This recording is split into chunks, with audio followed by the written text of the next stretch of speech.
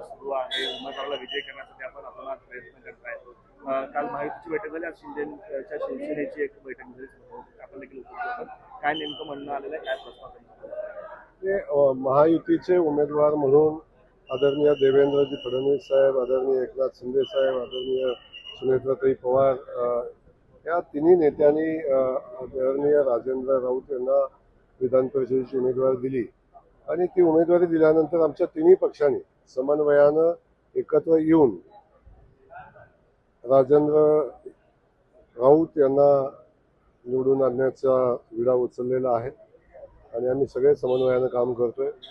काल समन्वय समितीची बैठक झाली, त्यावर भारतीय जनता पक्षाची बैठक झाली. आज शिवसेनेचे नेते सन्माननीय विजयजी सामंत साहेब या ठिकाणी आले, त्यांच्यासोबत शिवसैनिकांची आमची बैठक झाली. त्यांच्या काय समस्या अडचणी याच्यावर चर्चा झाली आणि आता आम्ही सगळे एक दिलाने एकमुखाने राजाभाऊंच्या पाठीशी महायुती म्हणून आहोत आणि महायुतीच्या पलीकडे जाऊन अनेक घटक राजाभाऊंच्या उमेदवारीच्या पाठीशी उभे आहेत. राजाभाऊ विक्रमी मतांनी निवडून येतील अशा पद्धतीची परिस्थिती आहे. शिवसेनेनं देखील उमेदवारी अर्ज दाखल केले होते. दाखल करण्यापासून त्यांनी खूप टीका आपल्यावरती केलेली होती, आपल्या नेतृत्वावर केली होती. त्या सगळ्यांची नाराजी आता दूर झालेली आहे या बैठकीत. तर लोकशाहीमध्ये ह्या सगळ्या गोष्टी चालत राहतात. समन्वय एकमेकाशी असावा लागतो. काही दिवसापूर्वी आम्ही निवडणुका एकमेकाच्या विरोधात लढलो होतो, त्यामुळे काय कटुता होती थोडीफार, ती आता संपलेली आहे. आता समन्वयात आम्ही एकत्र येऊन काम करायचा निर्णय घेतलेला आहे. त्यामुळे कुठलाही किंतूपर्यंत आता राहिलेला नाही.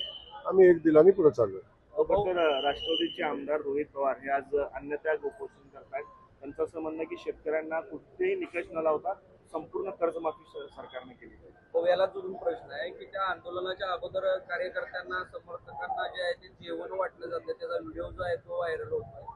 अगोदर पोटभर जेवण, मग नंतर उपोषण, अशा चर्चा एकंदरीत सुरुवात. कसं पाहता या चर्चेत? मुळातच हे आंदोलन करण्याची काय आवश्यकता होती हे त्यांना माहिती असेल. निव्वळ राजकीय, निव्वळ स्टंट, निव्वळ मी काहीतरी करतो हे दाखवण्यासाठी केलेला प्रयोग आहे. कारण सरकारनं कर्जमाफी जाहीर केलेली आहे. आदरणीय राज्याचे मुख्यमंत्री देवेंद्र फडणवीस साहेब यांना राज्यातला सगळा शेतकरी वर्ग धन्यवाद देतो की दिलेल्या शब्दाप्रमाणे 2 लाखापर्यंत कर्ज माफ करण्याचा निर्णय सरकारनं घेतलेला आहे आणि ज्यांनी नियमित कर्ज भरले त्याला 50,000 रुपयाचं अनुदान देण्याचा निर्णय सरकारनं घेतलेला आहे. आणि असं असताना त्याची अंमलबजावणी आता 30 जूनच्या आत त्याची अंमलबजावणी चालू होणार आहे. आणि असं असताना जेव्हा हे घडणारच आहे तेव्हा आमच्यामुळं घडलं अशा पद्धतीचा दाखवायचा प्रयत्न आणि किंबहुना पात्र शेतकरी काही अपात्र शेतकरी असतील याच्यामध्ये वादविवाद लावणं आणि स्वतःची राजकीय पोळी भाजून घेणं याच्या पलीकडचं आंदोलनामध्ये कुठलाही विषय नाही. आता कोण जेवण वाटून जेवण करून आंदोलनात बसलं हा काय इथला विषय नाही आहे. म्हणजे माझी विनंती या निमित्तानं शेतकरी बांधवांना राहील की सरकार आपल्या पाठीशी उभं आहे.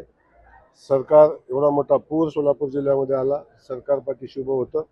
एवढी मोठी मदत पुराच्या अतिवृष्टीमध्ये सरकारनं केली.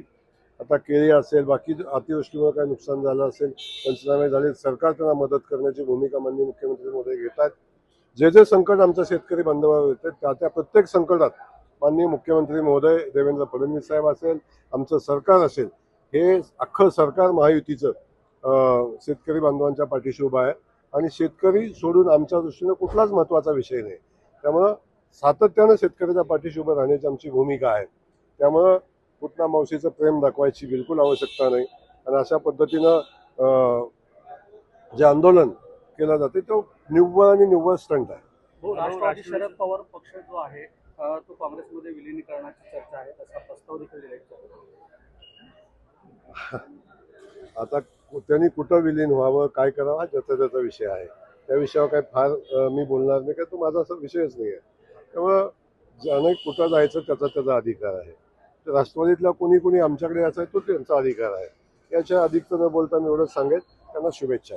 शिंदेची शिवसेना, अजितदादांची राष्ट्रवादी हे म्हणजे अमित शहाचे ठेवलेले पक्ष आहेत, ठेवलेल्या कंपन्या आहेत, अशी टीका संजय राऊत.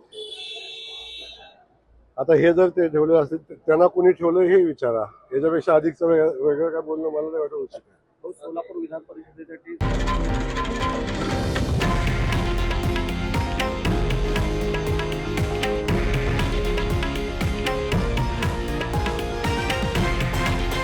हे आहे देशातील नंबर 1 न्यूज नेटवर्क आणि आपण पाहत आहात TV9 मराठी, एकमेव.